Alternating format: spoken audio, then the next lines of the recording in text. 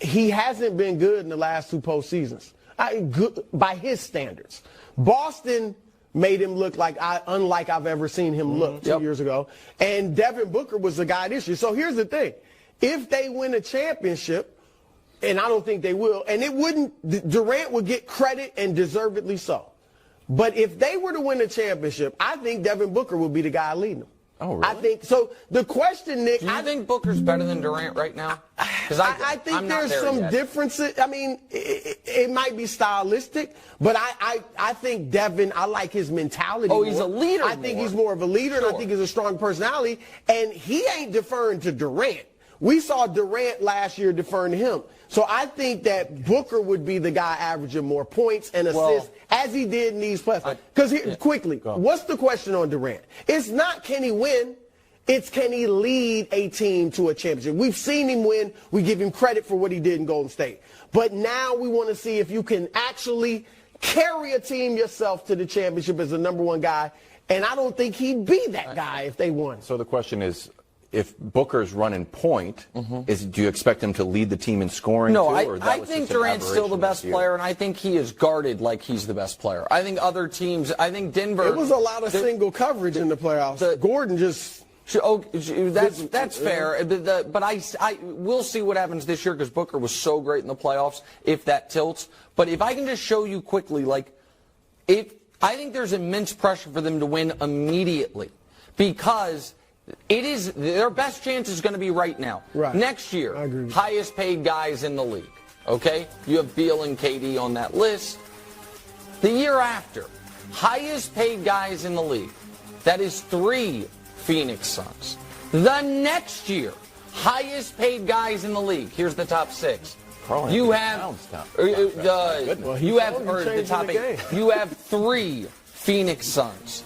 And so the point that I am trying to make is that it is not going to get easier. It's not like we're going to have more flexibility. We're going to have more. And Durant's health. And Durant turns 35 before this year starts. Right. And so we don't have to get into the new CBA, the machinations of it, but just trust those of us like Wilds and Josh who have scoured it and studied it. It is the lack of flexibility for the Phoenix Suns. They've traded away all their picks. They've traded away all their swaps. They just traded away all their second rounders. If it's not working, Brew, they have no parachute. Because you can't even trade one of these guys for a bunch of other players like you could in the past if they're over that second apron, which they definitely will be. And so this is the team, and their best chance is going to be this year. But shout out to Ishbia for trying to win. Yeah, you buy a team to try to win, man. Yeah. Granted, he was stealing the ball from Joker, but still, he's trying to. It's better than the alternative, the cheap owner, but maybe a little patient. Okay. LeBron fires back next on FS1 and the Fox Sports channel on Sirius XM. Complaining about the media's infatuation with the Lakers, he spent the post-championship media tour infatuated with the Lakers. Malone joked about retirement, and Denver's announcer said the coach was, quote, the Lakers' daddy. Well, LeBron has heard enough. In Europe for the past few weeks, minding my business.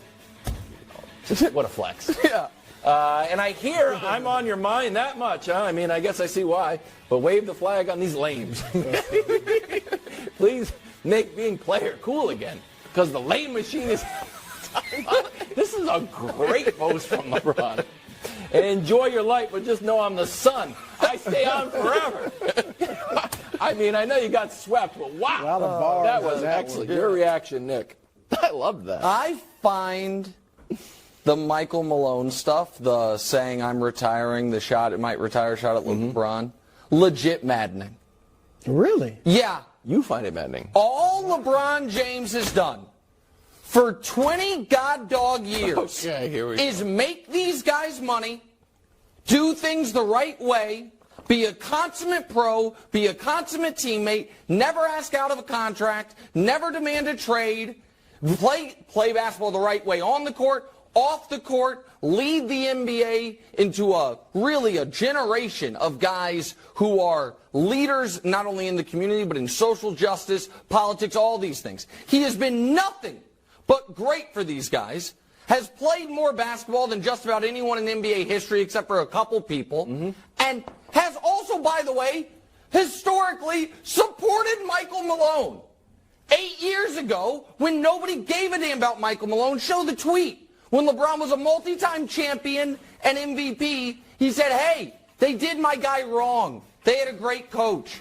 And now Michael Malone has a little bit of sunlight on him for the first time in his coaching career. Yeah, a little bit for the first time in his career, and can't help himself. And is taking shots at a guy who's done everything right for the league. So I think it's ridiculous. I just think it's ridiculous. No, but I don't think it's that serious. I like it. I like Mike Malone going at LeBron, and I like LeBron going back at Michael Malone. Like, it's great. This is great for the league, and as I said Friday, the Nuggets, who are here to stay, we'll see if they keep winning championships, that none of their players are like this colorful. All right, so the coach is. He was the star of the parade. True. He's, obviously Jokic is a star player in Murray, but this is great. So when the Lakers and the Nuggets play next year, it's going to be awesome. Now, the story people are missing is that Michael Malone was an assistant coach in Cleveland when LeBron was there. Yeah. All right, so they have a relationship. That's why LeBron supported him. And so it's interesting because, you don't know what they... Now, he was also on that staff that got fired with Mike Brown when LeBron left and went to Miami. So does that have something to do with it? But there was, in that Lakers-Nuggets series, I know that Darvin Ham, I think, unintentionally gave a little bulletin board stuff, which when he was like, we'll be all right. But this was not a Dylan Brooks and the Grizzlies constantly disrespecting the Lakers situation. The Lakers, Michael Malone's beef, I think, is with us and the media, not with the Lakers. Certainly, it's not like he at any also point... clearly believes LeBron, like the rumors that LeBron threw out the retirement talk just to take the, attention away from him being swept. It seems like he clearly believes that. Okay, and I find that ludicrous, but that's fine. I think you're right. That I don't find it ludicrous that he believes it, but I think he does. I don't understand the folks who have... Dylan Brooks has accomplished nothing. Michael Malone now has accomplished a very significant thing. But the guys who are yet to even start to etch an NBA legacy, going out of their way to take shots at a guy who has been nothing but good for their business. Okay. Do you think that this manifests in a good way for the Lakers? Because we've had this kind of running storyline of like, you know what? A disrespected Nuggets team played harder. A disrespected Patrick Mahomes is going to play harder. An angry Aaron Rodgers, that's what you want. Do you think Rob Pelinka's like, you know what? Matt Ishbia and Michael Malone, I'm going to make the Kyrie deal, or I'm going to do something to make the Lakers better than we were previous to this trash talk? No. Okay.